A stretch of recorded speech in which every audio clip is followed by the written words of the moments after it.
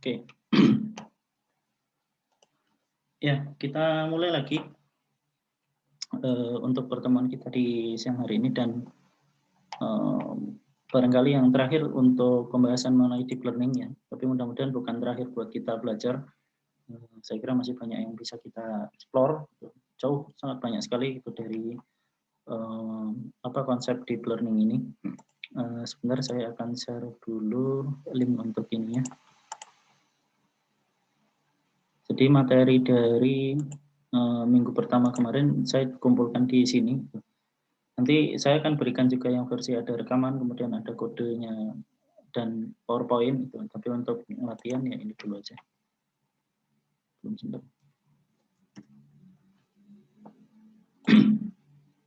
Saya share dulu ke nggak ada WA di sini.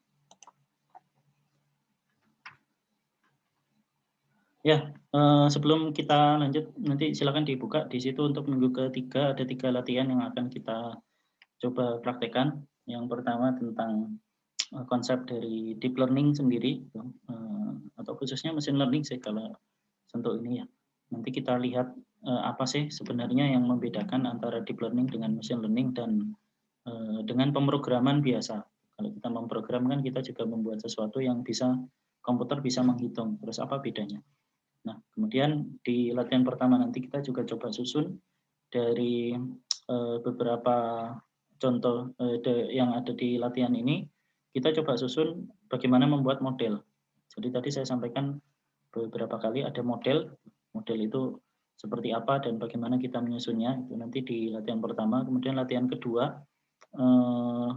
nanti saya jelaskan alasannya kenapa saya harus letakkan di file notebook yang terpisah. Yang kedua adalah tentang bagaimana kita melakukan identifikasi objek dari citra satelit khususnya. Kita nanti akan pakai satu data set big data yang diberikan oleh University of California. Meskipun kita sebut big data, tapi sebenarnya ukurannya sangat kecil kalau dibandingkan dengan set data lain. Itu nanti yang akan saya sampaikan setelah ini. Dan di situ nanti kita coba untuk melakukan satu kegiatan yang disebut dengan nama object detection. Jadi kita coba detect kalau kita punya gambar seperti ini, itu kira-kira dia ngenali nggak bahwa itu adalah pantai atau bukan misalnya, atau apakah itu rumah atau bukan dan seterusnya. Nah dari situ kemudian terakhir nanti kita akan bahas tentang transfer learning, latihan ketiga yang barangkali akan banyak kita jumpai karena kita mungkin tidak punya data yang cukup banyak untuk melakukan training misalnya, maka kita bisa coba pakai transfer learning yang konsepnya ini juga nanti ada di mana-mana, di ArcGIS Pro, di QGIS, termasuk QGIS, di Saga, dan di berbagai tempat yang lain itu nanti di situ ada beberapa contoh kita bisa coba lakukan dan kita praktekkan bagaimana sih sebenarnya deep learning ini. Nah, sebelum saya lanjutkan, apakah ada pertanyaan untuk pertemuan tadi sebelum istirahat? Saya akan share screen dulu ya. Jadi silakan sambil saya jelaskan, silakan dibuka-buka materinya. Kemudian saya akan lanjutkan dulu sedikit penjelasan maksimal setengah jam barangkali tentang apa yang tadi saya sampaikan sebelum meet ya tadi bilang, sebelum istirahat siang dan nggak sabar mau meet. Ya, layar saya udah kelihatan? Sudah, Pak. Oke. Jadi tadi kita sudah mempelajari tentang sebuah network. Neural network itu isinya apa? Ada perseptron, yaitu bulat-bulat tadi itu yang kemudian kita hubungkan dengan weight, dengan bias membentuk neuron. Kemudian weight dan bias itu kemudian kita rangkai secara banyak sekali, itu yang masing-masing menyusun sebuah layer, dan layer-layer ini kemudian mengidentifikasi fitur. Kalau istilah PCD-nya adalah feature. Nah ini kalau yang ambil PCD besok Selasa kita bahas ini. Feature itu satu bagian tertentu dari foto yang kita gunakan untuk mengidentifikasi objek apa. Nah tadi sebelum istirahat kita bahas tentang transfer learning, itu bahwa sebuah model sebuah arsitektur seperti ini kemudian yang sudah kita training, kita latih untuk mengenali atau kita latih untuk melakukan sesuatu dari data set yang kita miliki, itu bisa kita transferkan ilmunya ke model yang lain. Jadi ini yang kita sebut dengan nama transfer learning. Nah, contohnya kalau untuk teman-teman kita di bidang kedokteran, mereka punya data-data, misalnya hasil CT scan dari pasien misalnya, yang jumlahnya mungkin nggak banyak. Nah, dari data-data itu kemudian bisa digunakan model yang sudah ada, yang di-training untuk keperluan lain. Meskipun keperluannya mungkin berbeda jauh. Ini mengenali burung, ini mengenali misalnya tumor atau kanker. Nah, maka kita juga bisa gunakan itu meskipun nanti tentu ada trade off-nya. Ada sesuatu yang harus kita atur kalau misalnya datanya berbeda jauh sekali. Idealnya memang datanya tidak sangat berbeda. Nah, itu kelemahan kita di bidang geospasial itu. Yang membuat model pre-train istilahnya yang sudah men-training itu untuk model seperti ini itu nggak banyak untuk saat ini. Meskipun ada. Nah, ini beberapa metode untuk transfer learning. Kita bisa bekukan semua layer, kecuali layer terakhir yang menjelang output. Jadi bagian softmax yang tadi saya sampaikan, barangkali saya tidak akan menjelaskan tentang fungsi aktivasi ini terlalu banyak. Jadi semuanya dibekukan kecuali yang terakhir. Nah, ini kalau misalnya data kita sedikit sekali. Jadi kita banyak belajar dari dataset model yang sudah dilatih ke dataset yang lain, kemudian terakhir kita potong bagian sebelum output, nah kita masukkan data kita sendiri. Nah, inilah yang kita lakukan kemarin ketika kalian menggunakan teachable machine. Jadi ketika kita mengupload data pitik, kemudian ayam, sapi, pitik ayam ya, sapi, kambing dan lain sebagainya itu, nah itu adalah kita menggunakan transfer learning karena di belakang layar Google itu sebenarnya sudah men-training itu dengan jutaan data gambar yang lain. Sehingga meskipun datanya sedikit dia tetap bisa mengenali meskipun kemarin gagal. Kemudian ada kalau datanya medium kita bisa bekukan sampai sisi ini, itu misalnya 2 layar terakhir, kemudian nanti layar sebelum ke softmax, sebelum ke output kita tambahkan dengan data kita sendiri sehingga dia berlatih lebih banyak. Nah, kemudian bisa juga kita bekukan di awal. Kita bekukan di awal, hanya dia mengenali fitur, kemudian kita lanjutkan sisanya dengan data kita. Nah, ini kita pakai kalau misalnya data yang kita miliki berbeda jauh dengan data yang kita gunakan sebagai dataset yang digunakan untuk men-training sebelumnya. Misalnya datanya tentang orang, datanya tentang mengenali muka misalnya. Kita pakai buat mengenali contohnya mengenali foto udara, tentu berbeda jauh. Fitur-fiturnya berbeda, fitur muka dengan fitur foto udara. Maka kita perlu menyetop di awal, kan? Tapi kita harus menyediakan data latihan, training di model kita sendiri yang cukup banyak. Nah, ini kelemahannya. Nah, ini terkait dengan transfer learning. Nah, ketika kita memiliki datanya sedikit, tapi ada kemiripan dengan data lain, maka kita bisa gunakan untuk mengenali atau melakukan sesuatu yang terkait dengan data tersebut. Ya, saya skip aja. Oke, nah sekarang kita sampai di sini. Jadi deep learning untuk keperluan citra, itu untuk gambar, itu biasanya ada aplikasi-aplikasi atau ada fungsi yang khusus yang bisa dibagi menjadi 4 tugas ini. Yang pertama disebut dengan nama semantic segmentation. Nanti kita akan latihan ini di transfer learning karena semantic segmentation ini butuh data masukan yang banyak. Jadi saya kira pas kalau kita gunakan sebagai contoh untuk transfer learning. Namanya semantic segmentation. Semantik itu ya atribut ini langit, kemudian ini pohon, ini kucing, kemudian ini rumput dan lain sebagainya. Jadi kita tidak tahu objeknya. Dia hanya mengidentifikasi tiap pixel atau istilahnya pixel wise. Tiap pixel ini masuk ke kelas apa. Ini kita lakukan pada proses apa? Kalau di penginderaan jauh kita bikin klasifikasi penggunaan lahan. Nah, inilah semantic segmentation. Jadi kita biasanya hanya sampai di sini. Hanya mengenali pixelnya, tapi tidak mengenali objeknya. Nah, kemudian ada juga yang modelnya adalah classification dan localization. Ini istilah lainnya kalau biasanya terkenal ya isinya hanya disingkat cukup localization untuk mengenali batas dari si objeknya. Kalau misalnya kita pengen dia deteksi kucing, maka dia tahu pixel batas kucingnya adalah di sini. Batas kucingnya adalah ini, yang lain bukan kucing misalnya. Ini localization. Kemudian yang ketiga adalah object detection, mendeteksi objek. di satu gambar boleh jadi ada lebih dari satu objek. Di satu gambar ada lebih dari satu objek, multiple objek. Ada kucing, anjingnya ada 2, gitu. Maka dia bisa mendeteksi bahwa yang satu anjing dengan yang lain itu adalah 2 anjing yang berbeda. 2 anjing yang berbeda. Kalau localization ini biasanya hanya untuk satu objek saja. Jadi kalau ada anjing ya semuanya jadi anjing. Semuanya jadi anjing semua, gitu. Atau ada beberapa kucing maka semuanya jadi kucing. Nah, ini object detection, ini yang kalau di kita biasanya kita gunakan untuk OBIA, Object Based Image Analysis. Meskipun OBIA yang kita pakai sekarang itu jarang ada yang sampai ke deep learning.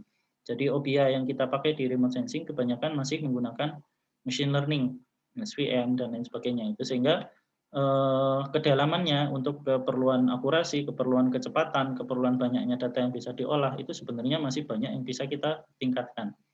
Ya, nanti saya akan tunjukkan beberapa set data yang bisa dipakai untuk itu. Nah, sehingga object detection ini mendeteksi objeknya beberapa, kemudian kita gunakan untuk misalnya kemarin skripsinya Ali Surajaya, dia pakai untuk mengenali misalnya dalam satu video itu ada berapa mobil yang lewat misalnya atau berapa kendaraan sepeda atau orang yang lewat. Nah, itu pakai object detection ini karena dengan object detection dia akan bisa membedakan instan, membedakan objek yang satu dengan objek yang lain meskipun tidak sampai ke pixelnya. Nah, yang terakhir ini yang paling sulit adalah instant segmentation. Bukan hanya mengenali objeknya tapi juga mengenali pixelnya. Nah, ini biasanya trainingnya cukup banyak. Karena apa? Karena variasi misalnya seperti ini. Gimana caranya kita bisa tahu kalau ini bukan bagian dari ekornya anjing? Susah. Kita aja manusia kadang lihatnya kadang salah, ya kan? Gimana komputer yang hanya bisa tahu bahwa itu hanya nilai pixel. Nah, ini adalah 4 model yang banyak kita jumpai pada aplikasi deep learning untuk pengolahan citra. Apakah nggak bisa machine learning? Machine learning bisa, tetapi sangat dangkal. Misalnya ini, semantic segmentation. Kemarin Anissa kayaknya kemarin di PKM-nya pakai ini untuk keperluan klasifikasi misalnya untuk klasifikasi lahan dengan random forest. Random forest itu algoritma machine learning bukan deep learning. Nah, machine learning-nya mungkin bisa mengkelaskan, gitu, tapi data yang diolah jumlahnya dibandingkan dengan deep learning lebih terbatas dan deep learning lebih akurat, lebih banyak dan nanti kita lihat gitu, bahwa dia bisa melihat objek yang bahkan sebelumnya belum pernah dia gunakan. Nah, sehingga kita bisa pakai untuk mentraining data di luar dari data yang kita pakai sebagai POI. Kemudian demikian juga dengan localization, object detection, dan instant segmentation. Jadi ini sekarang menjadi satu aplikasi deep learning yang cukup terkenal. Itu contohnya kalau instant segmentation ini apa yang saya pakai sekarang. Sebentar. Ups. Saya pengen melihat video dulu. Ya, jadi kalau saya pakai video seperti ini kemudian background saya hilang diganti itu apa? Pakai ini instant segmentation. Si kameranya zoom itu mendeteksi muka saya di mana, saya gerak kemana gitu kan. Instan objek saya itu dibandingkan dengan objek yang ada di belakang saya. Nah, ini yang dilakukan oleh instant segmentation. Nah, bidang kita banyak sekali terlibat di sini khususnya fotogrametri, penginderaan jauh dan geoinformatika. Geoinformatika buat apa? Buat AR. Augmented reality, memprediksi kedalaman, ya kan, kemudian menggambar objek di situ. Kemudian di fotogrametri ada namanya SLAM, simultaneous localization and M-nya apa? Lupa. Mapping. Mapping. Jadi kita bisa sambil bergerak untuk mobil misalnya atau Perseverance rover yang kemarin ke Mars, sambil bergerak dia bisa membuat peta dari sekelilingnya. Kemudian membuat model 3D dan menempatkan objeknya di situ. Nah, itu dasarnya adalah dari sini. Bagaimana algoritma-algoritma ini yang sebelumnya kita nggak kenal sama sekali, itu ternyata merubah banyak aspek dari bidang kita di geodesi tanpa kita sadari. Kita aja yang ketinggalan. Nah, bahwa sebenarnya misalnya OBIA juga sudah mulai di upgrade dengan berbagai algoritma baru terkait dengan deep learning di bidang penginderaan jauh. Jadi bukan hanya itu ya, ini karena ngomongin citra, jadi bidang-bidang tadi yang saya bahas, tapi kalau misalnya nanti dengan Hydro, dengan GPS juga banyak sekali aplikasi dari deep learning. Nah, ini yang membedakan antara CNN, tadi saya sampaikan CNN itu begitu mendeteksi citra, dia pakai konvolusi pixelnya berkurang, mengecil. Kemudian pakai max pooling, potong jadi separuhnya. Kepotong gitu kan, tadi yang terakhir jadi tinggal 13 piksel.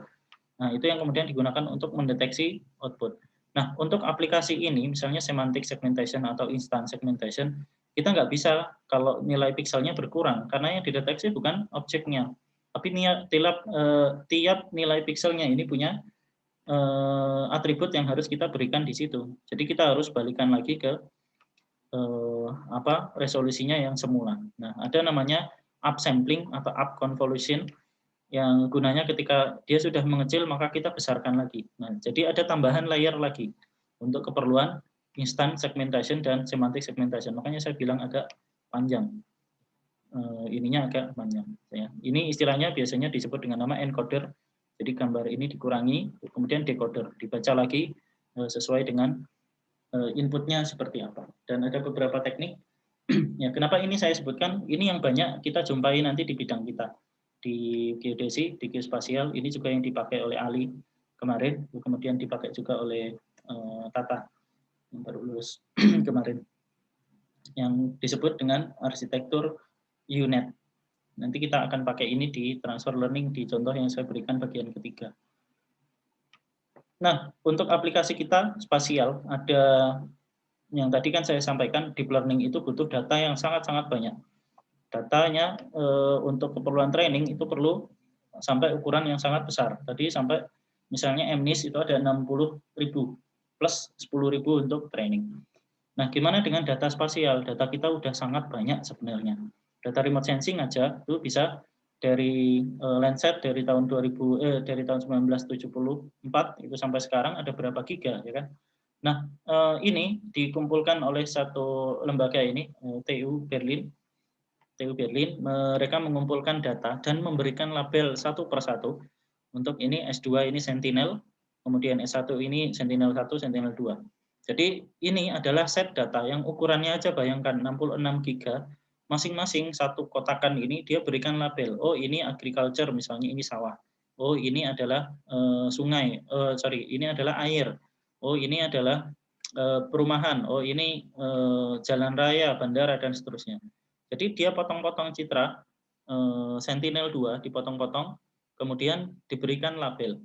Nah, ukurannya itu adalah 66 GB. Ya, sehingga di sini sudah ada modelnya. Dia sudah punya 43 dan 19 model yang masing-masing memiliki 43 label dan 19 label yang bisa digunakan untuk keperluan training. Jadi kita punya sebenarnya dataset ini, bahkan modelnya juga sudah dibuatkan. Tinggal kita mau pakai apa enggak. Tinggal mau pakai apa enggak. Tapi jujur sampai sekarang saya sendiri belum pernah nyoba. Saya sendiri belum pernah pakai karena datanya cukup besar dan limit untuk mengolah data ini di Google Colab itu hanya 30 berapa? Kayaknya nggak nyampe 30 giga kalau nggak salah yang kita miliki di Google Colab. Sedangkan Jupyter Notebook kita di server di kampus ya jangan diharapkan. Mending pakai Google Colab. Nah, ini contoh bahwa kita bisa melakukan banyak hal dengan data ini. Nanti silakan dilihat link di bawah ini, ada Awesome Satellite Imagery Dataset. Di situ ada banyak kumpulan dataset untuk keperluan big data dan analisis deep learning di bidang geospasial. Kita lihat udah banyak banget data yang ada di situ dan kita bisa olah. Kemudian ada namanya SpaceNet. SpaceNet ini cukup rajin, jadi tiap tahun mereka punya kompetisi. Kalau kalian mau ikut hadiahnya lumayan. Kompetisi untuk misalnya ini SpaceNet 7 yang tahun lalu itu mereka mendeteksi Multitemporal Urban Development Challenge. Jadi mereka mendeteksi perubahan yang ada dari citra satelit. Jadi kenapa kita punya big data dari citra satelit? Coba bayangkan ini tadi arsitektur ini. Input kalau data foto biasa yang dipakai teman-teman kita yang di IT misalnya, inputnya hanya 3 RGB, red, green, blue. Benar nggak? Yang menjadi layer untuk masukan ini. Kemudian dikonvolusi, dicari satu persatu. Lah kita punya Landsat, bandnya ada 11. Baru Landsat, kita punya 11. Masing-masing band itu punya karakteristik sendiri. Untuk inframerah misalnya dia sensitif terhadap misalnya tumbuhan. Nah, maka tumbuhan akan mudah dideteksi dengan menggunakan band inframerah. Kalau semua band itu kemudian kita masukkan di sini, maka kita akan bisa mengolah dengan lebih baik. Itu baru band yang murni, belum kalau misalnya kita bikin misalnya NDVI. NDVI kita pakai untuk mendeteksi. Nanti kapan-kapan saya akan ceritakan tentang pemenang kontes Kaggle. Nanti ada Kaggle. Nah itu dia menggunakan cara itu, orang spasial ya kan. Dia bisa mendeteksi misalnya NDVI itu untuk mendeteksi air, Normalized Difference Water Index, itu untuk mendeteksi air. Nah kita bisa gunakan band-band yang diperoleh dari situ atau citra baru yang diperoleh dari situ sebagai input gitu. Sehingga masukan kita kaya, luar biasa banyak dengan data yang sangat banyak. Nah, sehingga ini peluang riset yang luar biasa, banyak sekali. Ini baru dari sisi citra satelit, belum data yang lain. Yang menurut saya menarik adalah yang SpaceNet yang 5, jadi bisa mengekstrak jalan. Ini kalau kalian buka datanya ada, kemudian contoh skrip dari pemenang yang lolos ini, challenge ini juga ada. Nanti kalian bisa lihat, meskipun nggak semuanya di open, karena sebagian misalnya ada yang digunakan untuk publikasi riset. Nah ini ada namanya Azavea. Azavea ini satu tool yang khusus untuk keperluan deep learning. Kita bisa menggunakan ini, inputnya gambar, band maupun NDVI maupun yang lain tadi, label, gitu. Kita berikan label misalnya, atau pakai dataset yang tadi, Big Earth atau SpaceNet, dan kemudian daerahnya. Nah, kemudian dia akan melakukan training, melakukan pemotongan data, predik, evaluasi metriknya yang nanti akan kita coba, dan membuat package-nya dan seterusnya. Sama, ya ini khusus untuk keperluan deep learning. Namanya Azavea. Saya yakin sekali ini nggak mungkin kalian jumpai di kuliah.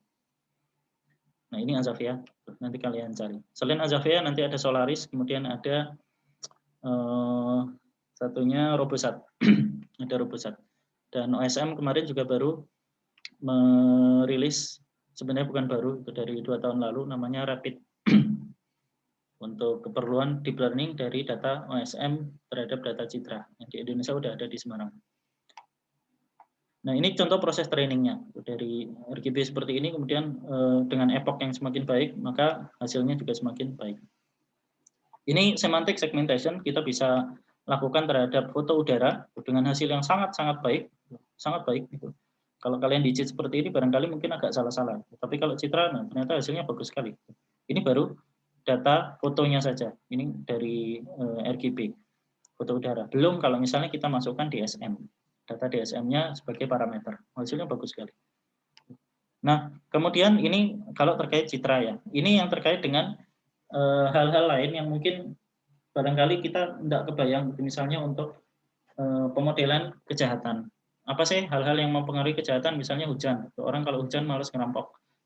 Nah, kemudian lampu, kalau lampunya gelap, nah misalnya di situ maka kemungkinan terjadi kejahatan lebih besar. Kita modelkan semua parameter ini, kita masukkan, nanti deep learning ada model yang namanya misalnya LSTM, Long Short Term Memory Network, yang kita bisa pakai untuk prediksi, regresi multivariabel, kemudian kita bisa cari, nah, kita bisa analisis banyak hal dari sini.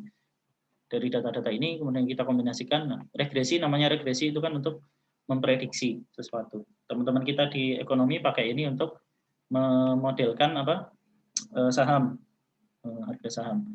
Teman-teman kita di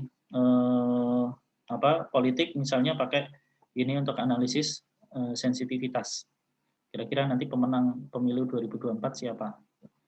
Berdasarkan data Twitter.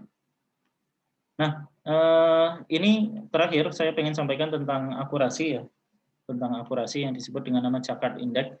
Jadi ini salah satu yang banyak dipakai kalau kita menggunakan segmentasi, semantic segmentation, adalah satu dari banyak, sebenarnya indeksnya ada banyak, tapi saya sebutkan karena ini yang paling populer. Nah, nama lainnya adalah intersection over union atau IOU.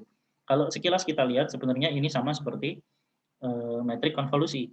Kita punya metrik konvolusi, kita juga bisa menghitung seperti ini kurang lebih. Ya kan? Nah, maka ini adalah salah satu ukuran untuk bagaimana menghitung akurasi dan bukan presisi, akurasi dari model yang kita buat. Kita sudah punya model, kemudian kita jalankan ke data training, hasilnya adalah sekian piksel kali bagi sekian piksel. Maka kita dapat nilai akurasinya nanti. Kalau pengen lihat aplikasinya ini, nanti silakan baca skripsinya Tata yang bahas tentang ini. Nah, sekarang toolnya.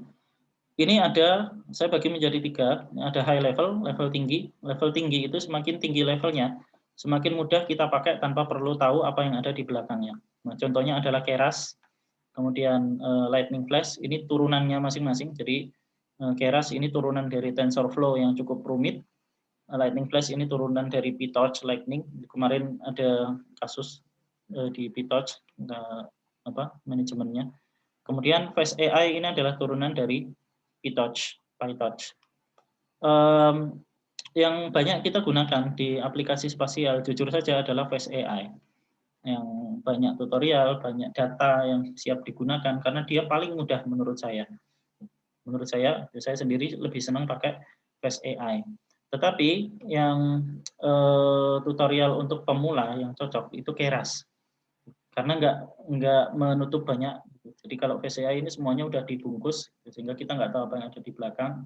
Tapi kalau di Keras kita masih bisa menyusun, meskipun di VCA juga bisa, tapi di Keras kita menyusun modelnya misalnya, kemudian kita melihat bagaimana alur epochnya, nah kita bisa melihat semuanya satu persatu. Nah ini yang akan kita pakai nanti. Jadi Keras membungkus TensorFlow untuk melakukan analisis terhadap data deep learning.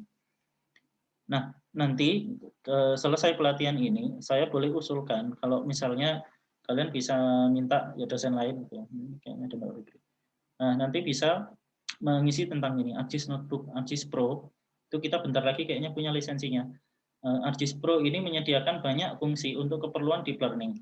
Saya harus akui ini salah satu yang cukup matang untuk keperluan data science dan deep learning, ArcGIS Pro. Nah, di dalamnya ada namanya ArcGIS Notebook, yang isinya persis sama seperti Google Colab kita. Jadi sama, itu, script Python, kemudian alurnya. Kenapa nggak dibuatkan antarmukanya oleh ArcGIS buat apa? Antarmuka ini hanya sekedar membungkus saja gitu. Isinya ujung-ujungnya kita tetap harus melihat alurnya seperti ini. Nah, ini contoh ArcGIS Notebook, itu di dalamnya juga ada beberapa model untuk keperluan Geo AI dan tutorialnya cukup banyak di internet. Jadi kalian bisa nonton YouTube, ada tutorialnya ArcGIS Notebook di situ. Nah, meskipun itu sebenarnya yang kita lakukan ya sama aja, di ArcGIS Pro maupun di tool yang lain, di GIS misalnya atau di Keras TensorFlow ini nanti juga sama, langkahnya sama. Nah ini juga OSM Rapid yang kemarin baru dipublikasi ulang. Ini udah lama sebenarnya untuk mendeteksi jaringan jalan secara otomatis. Ini yang digunakan di Semarang, kemudian dipakai dan divalidasi masuk ke OSM, masuk ke Gojek. Grab, karena Grab pakai data OSM. Nah, kemudian ada Kaggle. Saya sarankan kalau kalian benar-benar mau fokus ke sini, silakan bikin akun di kaggle.com. Kemudian cari tutorial. Di sini ada tutorial satu persatu yang dari awal banget. Dan kalau kalian udah merasa kurang lebih, tahu paham sedikit, kalian bisa ikut kompetisi. Kompetisi ini nanti kalian membuat model. Nah, kenapa kita membuat model aja dikompetisikan? Nanti kita lihat ternyata nggak gampang bikin model, menyusun urutannya satu persatu, kemudian mengadjust, melakukan istilahnya hyperparameter tuning. Nah, itu model itu banyak variasinya itu, sehingga dikompetisikan oleh Kaggle. Ada perusahaan yang mensponsori dan hadiahnya kita lihat lumayan. Bukan lumayan lagi, kalau kita dapat duit segini ya mau ngapain. Nah, kita lihat ada contoh data geodesi, indoor, location, and navigation.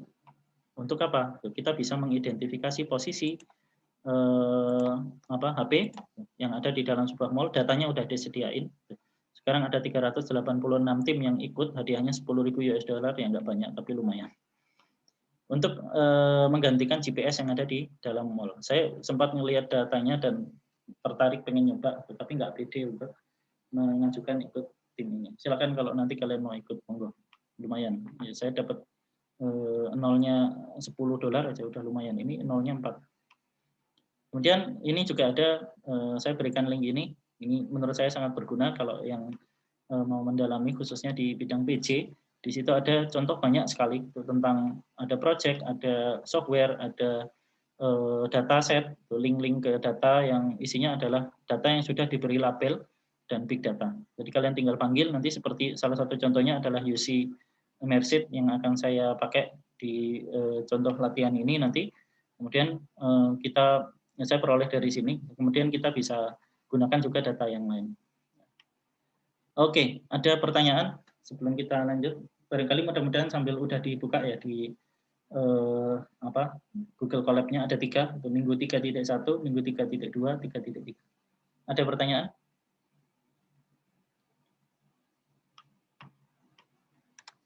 Jelas? Jelas.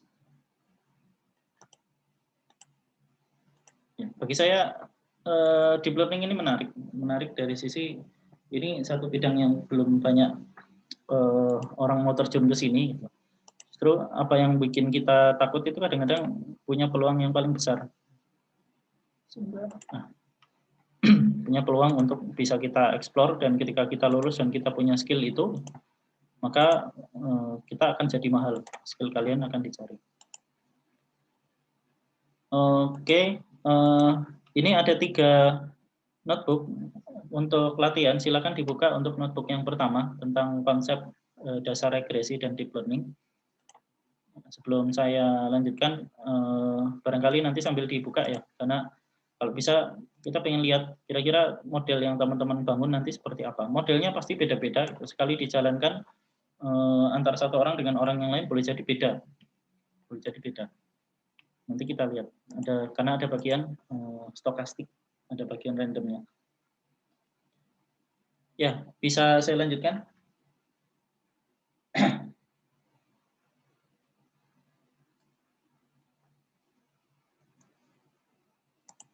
Pesertanya tinggal 7 sama saya, 6. Mudah-mudahan nggak ngantuk. Oke, jadi di notebook pertama saya sampaikan tentang konsep dan aplikasi, konsep dasar dari deep learning. Nanti sambil bertahap kita coba masuk ke aplikasi yang lain. Konsep deep learning. Di sini saya sampaikan, kok bagian ketiga ya, bagian kedua, bagian pertama. Dari model deep learning-nya ada, sebelum kita membaca lebih jauh, terlebih dahulu aktifkan mode GPU. Gosok pijat urut di sini. Runtime, change runtime type, GPU punya saya udah. Kenapa begitu? Karena nanti gini, ketika kita melakukan training tadi, parameter yang harus di-adjust itu banyak sekali. Sangat-sangat banyak. Sehingga bayangkan aja kalau misalnya kita mengolah data, menghitung jumlah polygon bodied misalnya dari, anggap aja 1000 titik lah, anggap aja 1000 titik. Parameternya paling XY, data masukannya, X-nya, Y-nya, kemudian sudut jarak, ya palingan 4 dikali 1000, 4000. Nah, misalnya kita pengen menghitung satu jaringan pada neural network, pada deep learning ini, satu layer dengan layer yang lain itu bisa ada bisa sampai 12 juta misalnya. Nah, gimana nggak berat komputernya, ya kan? Maka kita membutuhkan kemampuan komputer yang cukup besar. Nah, Google Colab ini sudah menyediakan ini. Google menyediakan ini secara gratis, meskipun terbatas. Nah, nanti silakan dirubah hardware akseleratornya ke GPU. Kenapa mereka ngasih gratis? Agar softwarenya dipakai. TensorFlow itu keluaran dari Google. Ya, saya udah rubah, tapi saya belum connect, jadi saya akan reconnect.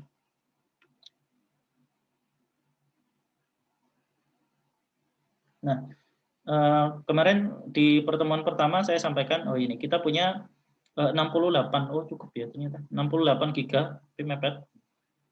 Oh enggak, ini 30 giga udah kepakai. Berarti sekitar 30-an giga dan 12 giga untuk RAM. 30 giga hard disk dan 12 giga untuk RAM, yaitu bisa kita pakai untuk mengolah model-model deep learning. Nah, setelah diaktifkan, sekarang kita coba lihat ini. Misalnya saya ingin membuat sebuah program. Ini anggap aja program kita bikin dengan sebuah JavaScript. Float persamaan, float X, berarti parameternya apa? X, 1 parameternya. Nah, program ini menghitung nilai Y dari parameter X atau variabel X, nilai Y adalah 3X plus 1. 3 kali X plus 1. Nah, kalau kasusnya seperti ini, aturannya sudah kita tentukan. Seandainya kita punya nilai 10, kita pengen ditanya, kalau saya punya nilai 10, maka Y-nya berapa? Ya udah tinggal dikalikan. 3 kali 10 tambah 1 berapa? Ayo. 3 kali 10 tambah 1. Itu nilai Y-nya. Sehingga kalau kita punya persamaan seperti ini, saya buat sebuah program yang kemarin saya sampaikan di sini, machine learning, bahwa yang namanya machine learning itu kita tentukan jawabannya dan datanya, baru program akan membuat rule atau aturannya. Sedangkan kalau coding biasa seperti yang tadi, rule-nya kita tentukan, yaitu yang ini. Rule-nya kita tentukan aturannya, baru kemudian program akan memberikan hasil. Program ini akan berjalan sangat baik kalau hanya ini yang kita cari. Mohon maaf Pak Dani, ini Ya. tampilannya masih di PPT Pak. Oh, Masya Allah. Sorry. Saya kira udah share screen. Oke. Jadi balik ke sini. Oke. Tadi saya sampaikan kalau yang namanya persamaan program, kita bikin sebuah program biasa untuk menyelesaikan satu persamaan tertentu. Misalnya kita mencari persamaan garis lurus. Yang namanya garis lurus ya nggak akan neko-neko. Persamaannya hanya ini. Persamaannya hanya ini. Kita mencari nilai X. Kalau kita punya X-nya 10, maka Y-nya pasti 31 kalau persamaannya seperti ini. Nah, gimana kalau misalnya gini? Saya punya data apa ya? Misalnya saham lah, saham. Kok terlalu susah ya contohnya? Ya anggap aja COVID. Nah, COVID. Kita punya jumlah COVID yang ada di satu provinsi. Parameter yang berpengaruh terhadap jumlah COVID itu misalnya penerapan jam malam. Jam malamnya diterapkan apa enggak. Kemudian jumlah populasi penduduk semakin banyak tentu semakin rentan. Jumlah populasi penduduk aktif semakin banyak semakin rentan. Mata pencaharian penduduk misalnya kalau kerjanya di kantoran misalnya atau kerjanya di pasar atau di tempat lain, oh ternyata lebih banyak faktornya. Nah kita punya parameter-parameter itu, kemudian kita pengen nyari kira-kira jika kondisinya seperti ini, maka berapa jumlah kasus COVID-nya misalnya. Nah itu kita nggak tahu hubungannya, kita nggak tahu hubungan pastinya, nggak ada persamaan pasti untuk itu. Yang ada adalah data dari setahun COVID ini, setahun COVID dengan parameter-parameter seperti tadi. Kita pengen nyari, oh kalau parameternya seperti ini nanti kira-kira hubungan dari dua variabel ini, dari variabel-variabel ini terhadap jumlah COVID itu adalah sekian. Ya, karena kita bisa tahu itu, kita bisa pelajari dari sekian data itu ternyata ada polanya. Nah, kita programmer itu kadang-kadang kita akan sulit, bukan kadang-kadang, kita akan sulit untuk menemukan pola dari hal-hal semacam itu. Maka kita gunakan komputer. Nah, itulah deep learning. Nah, kita gunakan komputer untuk memahami pola. Kita nggak kasih persamaannya, kita kasih data, X-nya sekian, Y-nya sekian, coba cari persamaannya. Coba cari persamaannya, cocok apa enggak? Nanti kita coba. Oh, BTW saya kayaknya harus restart ini dulu.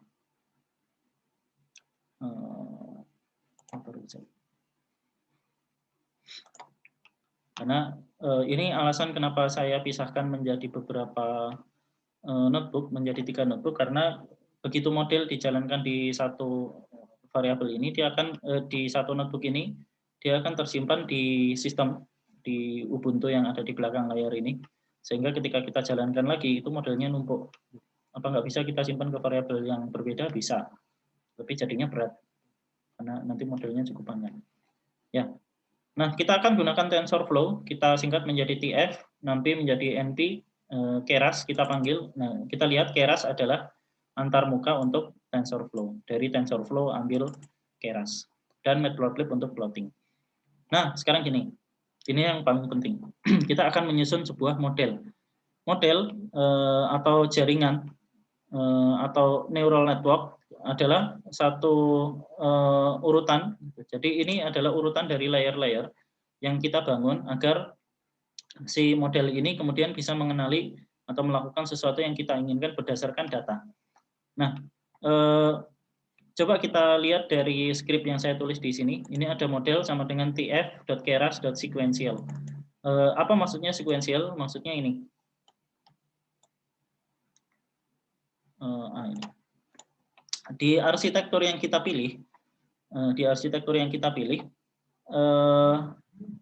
alur dari input sampai ke output itu berjalan secara berurutan dari kiri ke kanan. 1, 2, 3 dari input ke hidden layer ke output. Nanti balik lagi kalau back propagation ya kan.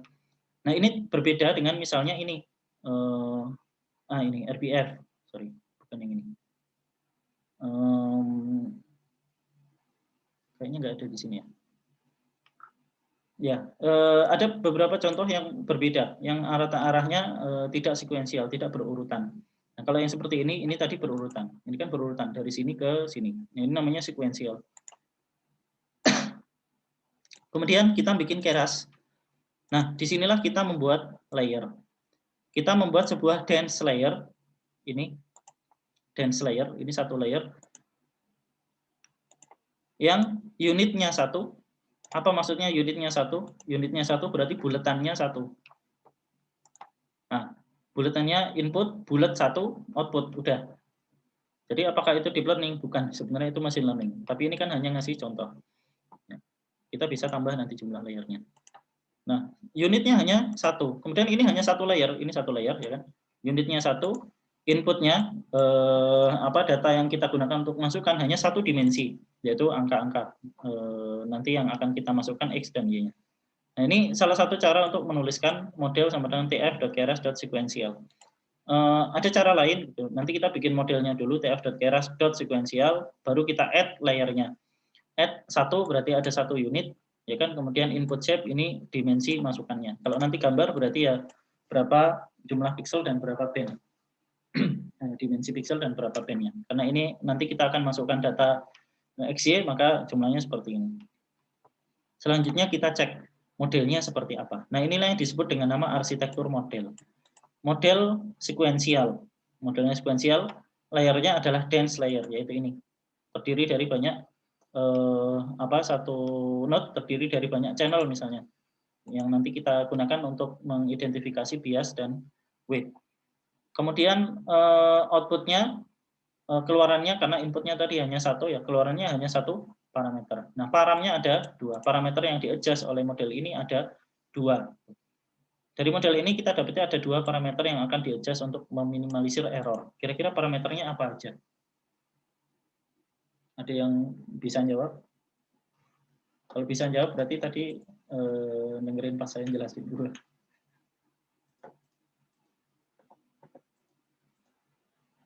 Apa dua parameter ini?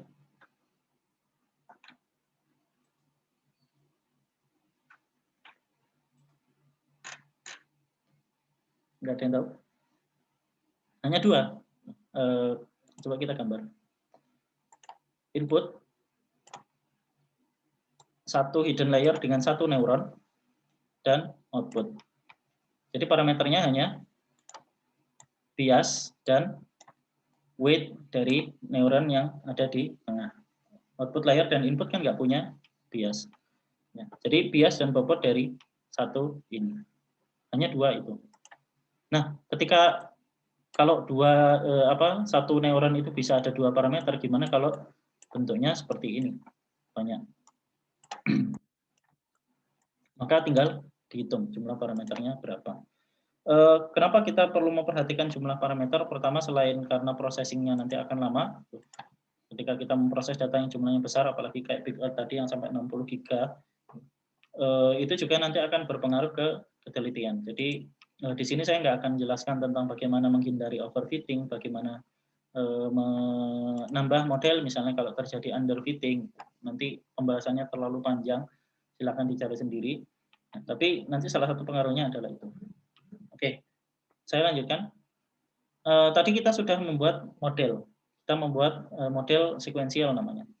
Kemudian kita kompilasi. Jadi ini compile, itu kayak kalian melakukan kompilasi dari C++, kalian compile ya kan. Hasilnya Excel. Nah, model.compile ini menghasilkan sebuah model yang kemudian ini bisa dipindah ke model yang lain. Jadi setelah di-compile nanti bisa di-save. Setelah di-save nanti bisa dibuka di tempat lain, yaitu apa? Transfer learning. Jadi kita compile, sebelumnya di feed dulu. Kita compile. Nah, ini ada beberapa parameter. Yang pertama optimizer, yang kedua loss, yang ketiga adalah metric. Optimizer itu ini SGD. Tadi saya sampaikan ini biasanya diplesetkan jadi GDS, GSD, Graduate Student Design. Kerjaannya mahasiswa S2. optimizer di sini fungsinya adalah untuk apa? Kalau kita menghitung loss, kita menghitung error yang ada di akhir ini tadi, dengan menggunakan, kan error ini bisa kita hitung dari banyak, bisa MSE itu mean square error, bisa kita gunakan fungsi yang lain, bisa average, bisa macam-macam. Jadi error ini kemudian bisa standar deviasi misalnya, bisa kita hitung dari error ini, loss-nya adalah kita hitung menggunakan MSE. Kemudian teknik apa yang akan kita gunakan untuk back propagation, untuk mengoptimalkan weight dan biasnya. Nah, salah satu teknik yang banyak digunakan adalah ini, SGD. SGD itu singkatan dari Stochastic Gradient Descent. Oh, ini ada. Oh, mati lampu. Ya, kayaknya saya hanya bertahan 10 menit kalau mati lampu. Saya nggak tahu kalau ada jadwal pematian lampu. Ya udah. Ya, saya lanjutkan ya. Nyala lagi. Oke, saya lanjutkan. Jadi SGD ini singkatan dari Stochastic Gradient Descent. Gradient itu adalah apa? Kemiringan. Stochastic ini random. Descent itu turun. Apa maksudnya ini? Tadi kita nyari sebuah fungsi di mana si error ini nilai errornya bisa turun, descent ya kan? Turun berdasarkan fungsi gradient, ini fungsi gradient. Turun itu sampai nilainya minimal. Nah, maka namanya adalah SGD, Stochastic Gradient Descent. SGD sebenarnya sudah ada penggantinya yang juga lebih akurat, namanya Adam. Tapi kita belajar pakai yang simple dulu. Jadi itu konsep SGD, Stochastic Gradient Descent. Ini makanya saya sampaikan deep learning, machine learning ini banyak sekali matematikanya. Bayangkan kalian harus paham fungsi SGD misalnya. Ini fungsi matematika yang nggak simple. MSE simple lah. Dan banyak yang lain. Oke. Sampai sini ada pertanyaan? Kemudian selanjutnya kita diberi data tadi, parameter 1, parameter 2. Input data berupa X dan Y. Kira-kira kalau kalian misalnya dikasih soal tentukan persamaan dari dua buah data ini. Ada yang mau jawab? Persamaannya apa? Fx-nya apa? Y sama dengan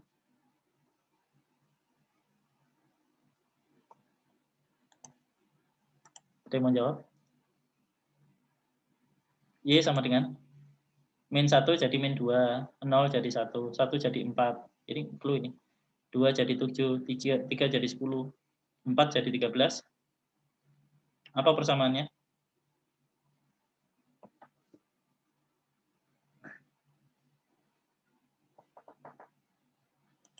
Nunggu ada yang buka mic, enggak ada. Berapa kira-kira? Ya ini tadi yang di atas. 3x plus 1. Ya, iya benar.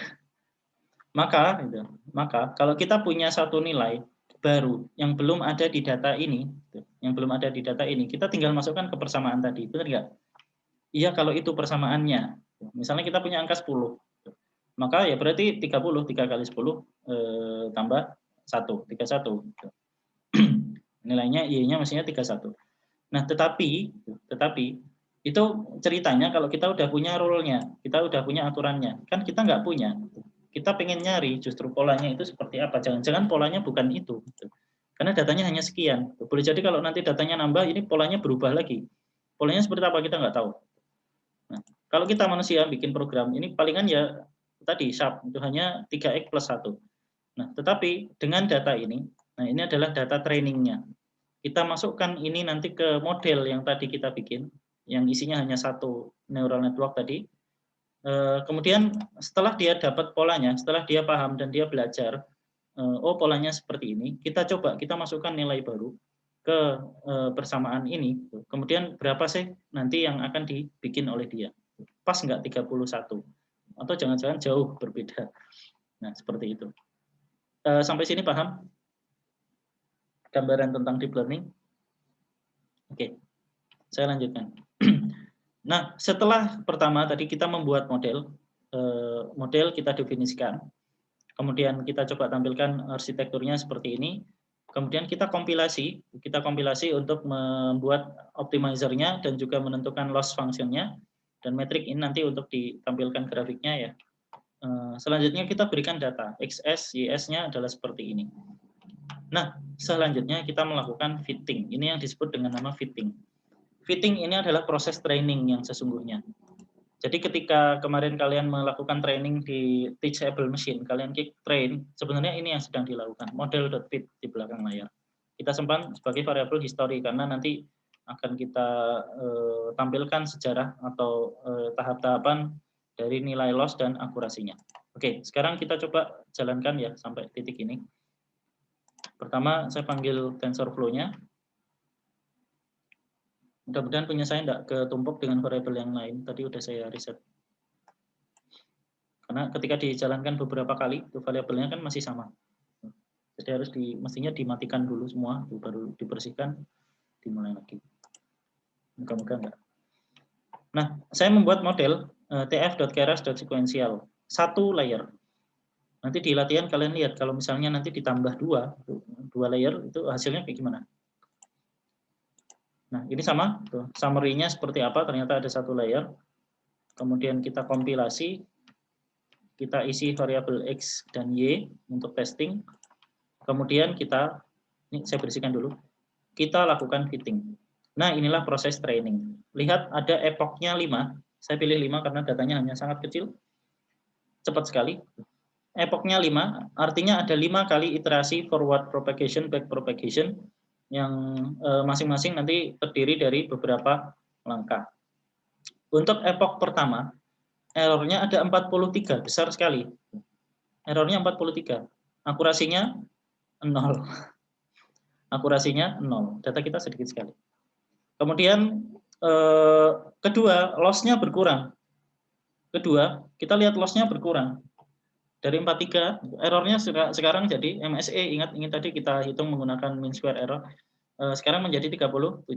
Epoch ketiga menjadi 27, keempat menjadi 21, kelima menjadi 16. Ini masih terlalu besar. Coba sih epochnya misalnya 50. Jadi seperti apa? Kita lihat.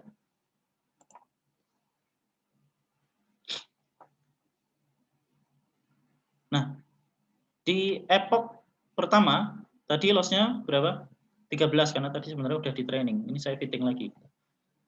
Kemudian loss-nya nilainya adalah semakin lama semakin kecil. Sekarang 0,041, akurasinya 0,1667. Ini sebenarnya jelek sekali.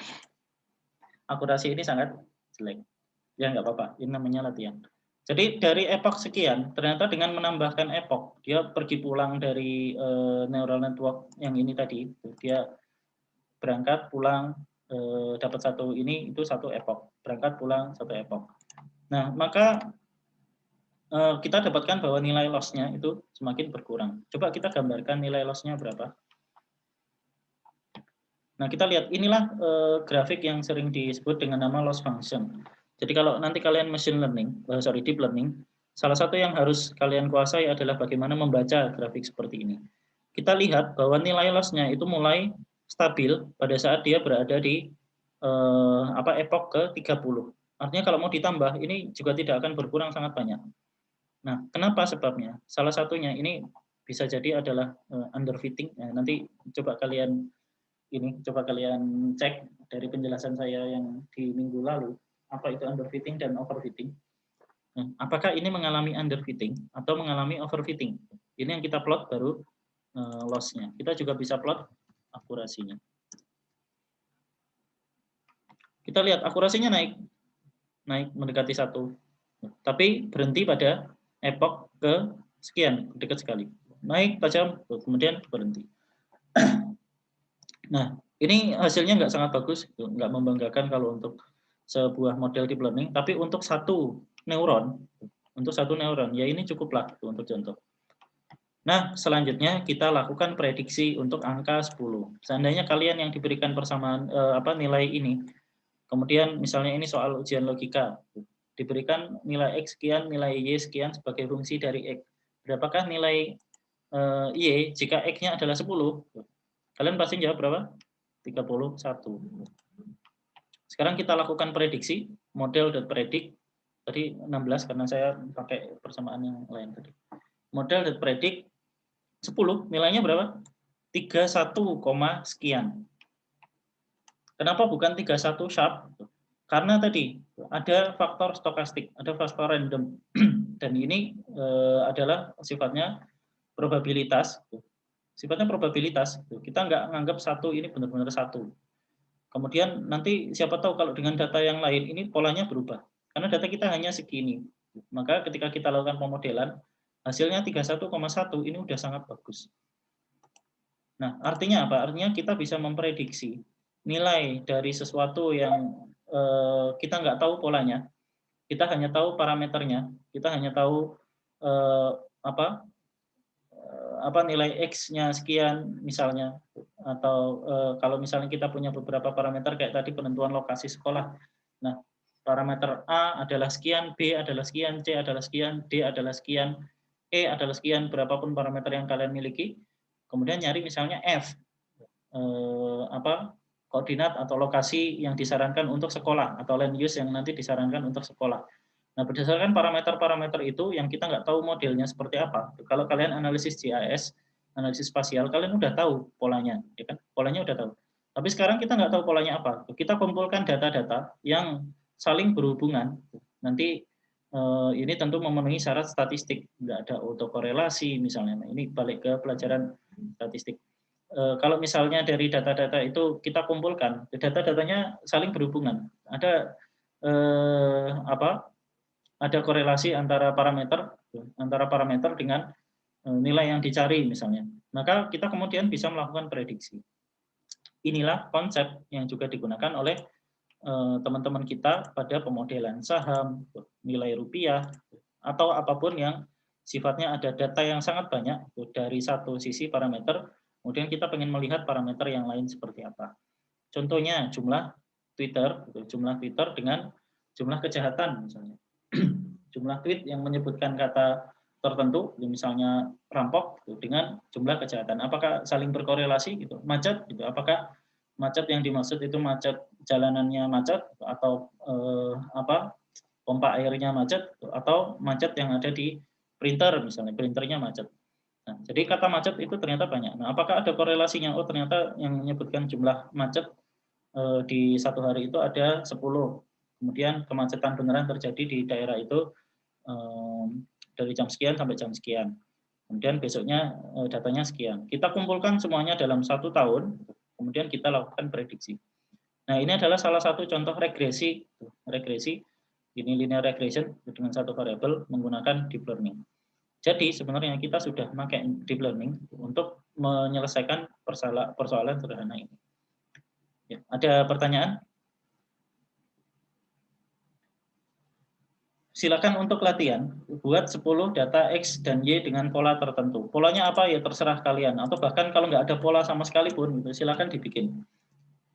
Silakan dibikin. Kalau saya bikin tapi nggak ada polanya, ya monggo. Nanti komputer akan membuat polanya, ya kan? Dari 10 data X dan Y, itu kalau untuk mempredik tentu kalian harus tahu nilainya nanti kira-kira berapa untuk membandingkannya. Kemudian buat model seperti tadi untuk memprediksi keluaran dari nilai masukan yang berbeda. Kalau misalnya saya bikin sepasang angka, misalnya 1 dengan 2, 2 dengan 4, 3 dengan 6 misalnya. Nanti kalian coba buat model baru yang nilai masukannya misalnya angka 20 misalnya atau 21 atau misalnya koma-koma, gimana nanti berapa hasilnya, apakah akurat atau enggak, berapa akurasinya. Akurasinya 0,16, 0,16, lossnya ini 0,0 sekian kalau untuk kasus saya. Jadi lossnya kecil, akurasinya tidak terlalu bagus sebenarnya. Nah, itu untuk contoh latihan. Yang kedua, lakukan perubahan pada jumlah epoch. Tadi sudah saya lakukan. Kalau untuk epoch 5, ternyata kita nggak bisa menghilangkan error. Loss-nya masih sangat besar. Tadi loss-nya masih 14. Begitu kita tambah epoch-nya, iterasinya bertambah, ternyata tingkat akurasinya semakin baik. Meskipun ini tidak selalu terjadi. Kalau kita lihat di sini, tergantung data. Gitu. Kalau misalnya nanti dari hasil history ini kita plotting, akurasinya ternyata stagnan kepada epoch tertentu, udah nggak akan naik lagi. Gitu. Atau loss-nya juga nggak akan turun lagi. Nah itu kondisi yang disebut apa? Saya lupa. Nah intinya dengan menimbang jumlah epoch yang sesuai dengan jumlah data dan jumlah parameter, maka kita akan bisa mengestimasi itu. Nah, contoh di atas kita hanya pakai satu layer dengan kedalamannya hanya 1 neuron. Sangat-sangat simpel. Nah, gimana kalau misalnya kita tambahkan kedalaman neuronnya? Gimana cara nambahnya? Di sini udah saya berikan contoh sebenarnya. Ini ada cara penulisan lain. Ini kan model tf.keras sequential, berarti bikin modelnya. Nah, model.add ini berarti menambahkan layer. Kita coba aja. Meskipun nanti akan error, karena ini saya jalankan di ini yang sama. Kalau mau bersih nanti harus di ini. Factory reset. Jadi bersih semua variabel. Nah, kita restart runtime-nya, kemudian kita mulai lagi. Nah, saya akan bikin model baru. Jadi sekarang ada 2 layer. Layer yang kedua isinya adalah 5 neuron. Buat apa? Wong hanya nyari ini aja nggak apa-apa, kan contoh. Isinya ada 5 neuron. Kira-kira bisa nggak? Kita coba aja. Oh, sorry. Sorry.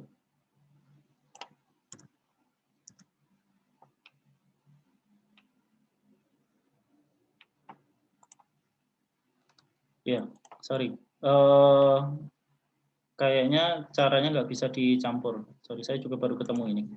Ya, nanti silakan dicari wes cara untuk menambahkan layernya seperti apa. Kalau nggak salah, karena ini layer ya, karena ini array, sorry, maka kalian bisa nambahkan array-nya ke sini. Saya lupa kira-kira apakah karena input shape-nya ini berubah gitu, setelah input yang pertama atau gimana. Kita coba aja, kita pisahkan. Inilah coding.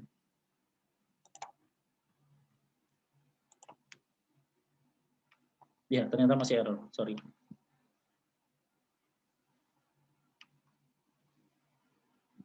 Biasanya kayaknya saya nggak salah, tapi nggak tahu ini kenapa. Ya, selalu, kalau demo itu selalu salah. Ya, silakan nanti dicoba cari dokumentasi Keras. Dokumentasi Keras yang ada di tensorflow.keras. Kemudian dicari cara menambahkan layer yang baru seperti apa untuk kasus ini. Nanti saya coba akan cari juga. Dan kemudian dilihat efeknya bagaimana. Oke, ada pertanyaan?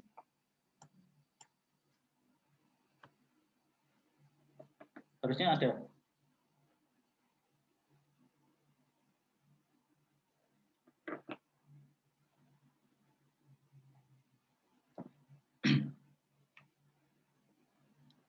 Adakah yang sudah mencoba dengan data baru? Kira-kira hasilnya seperti apa?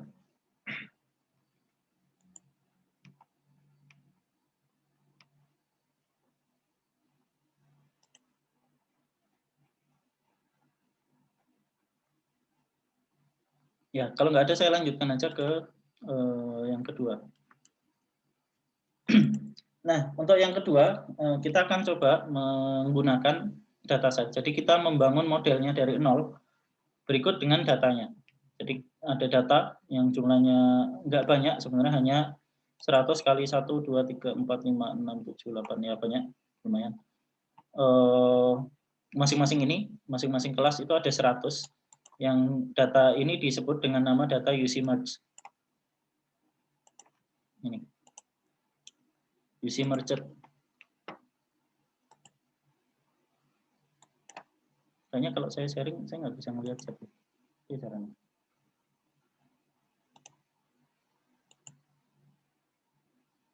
Coba saya stop.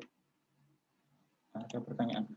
Apakah tipe datanya harus float? Bagaimana kalau integer atau double? Bisa, nggak masalah.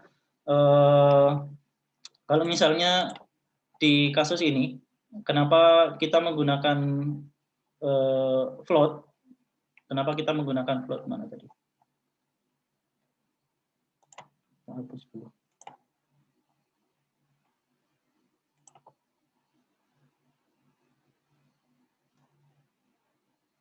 Nah ini. Kenapa kita menggunakan float untuk data ini? Karena sifat datanya dan sifat persamaan yang nanti dipakai itu seperti itu. ketika kita cemplungkan ke neuron,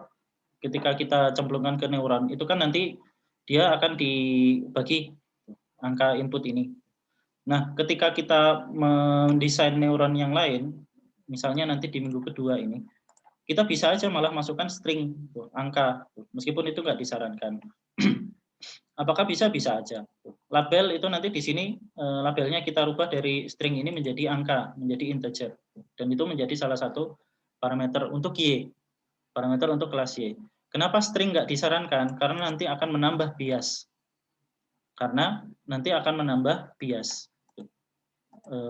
Kira-kira ada gambaran nggak maksudnya apa? Maksudnya gini, data sekalian saya jelaskan yang latihan kedua ini, data dari UC merge ini belum tak share screen. Ya.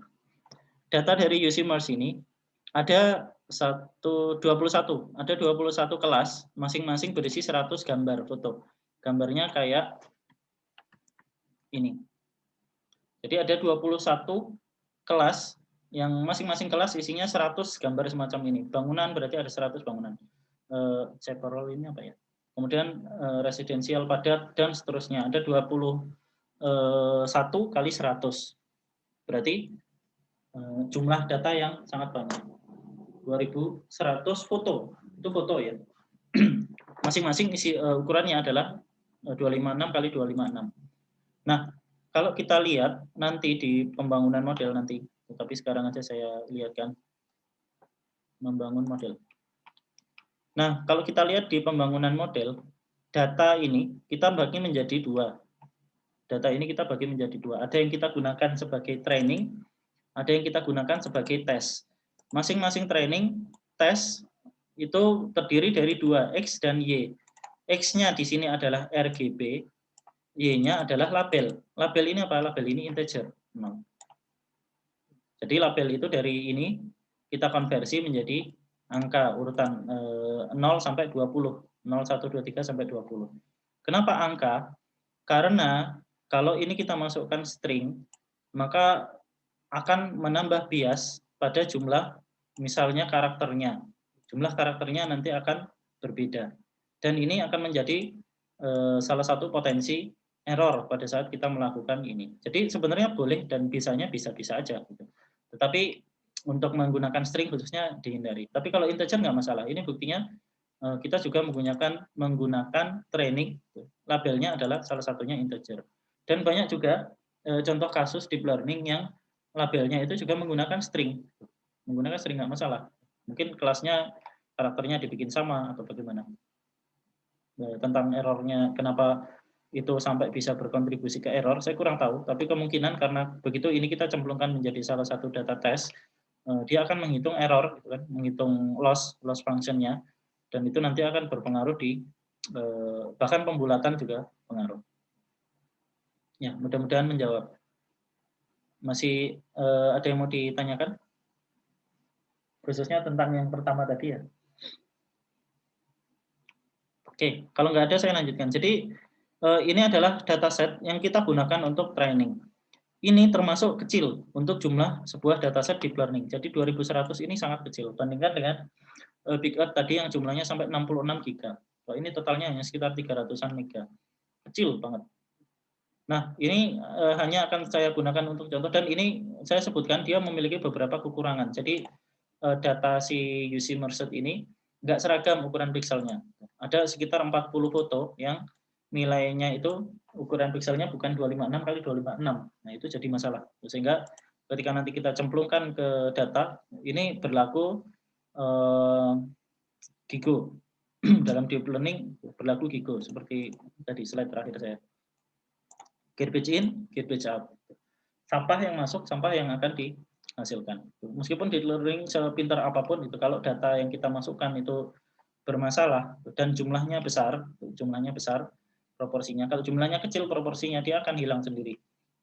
Itu enaknya deep learning. Kalau jumlahnya kecil dia akan hilang sendiri. Tapi kalau jumlahnya besar, dan nanti ada satu kasus khusus yang kita sempat saya singgung minggu lalu, namanya class imbalance.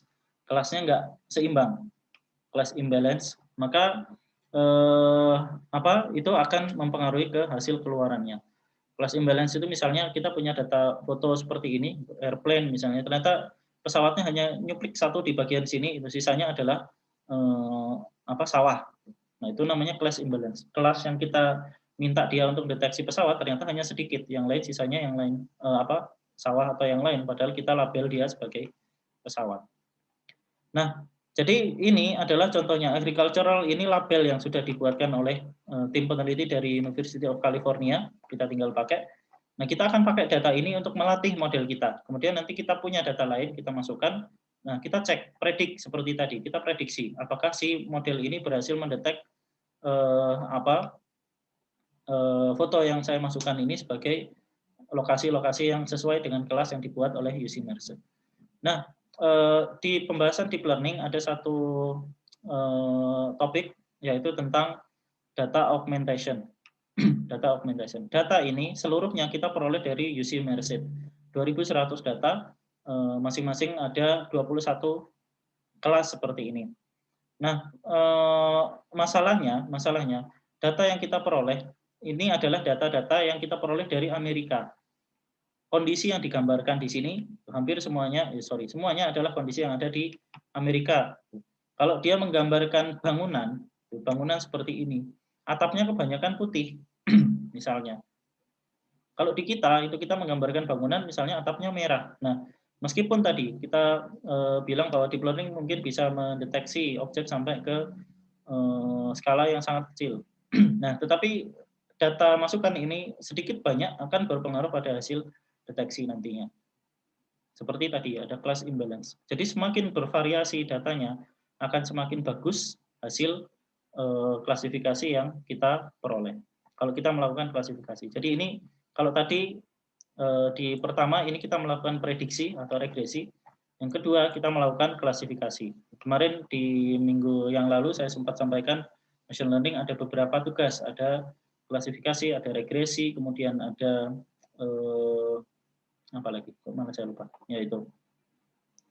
Nah, sekarang kita download datanya. Ukurannya sekitar 300 mega, jadi cukup kecil. Makanya saya praktekkan karena cepat. Wicket ini adalah perintah Linux untuk mendownload sesuatu. Tanda seru ini kita pakai di Colab, Google Colab untuk memanggil perintah dari data ini. Wicket, perintah dari Linux. Nah, kita download filenya zip, kemudian nanti setelah di-download dia akan muncul di sini.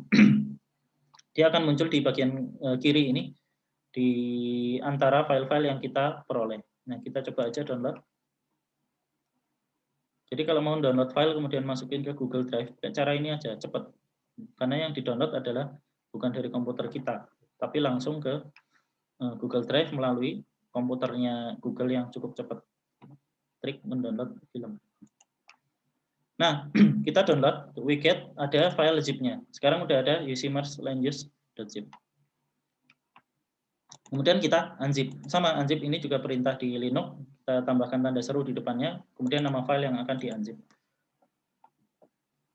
Nah, kemudian dia akan mengekstrak isi dari ucmerge.language ini. Kita bisa cek isinya.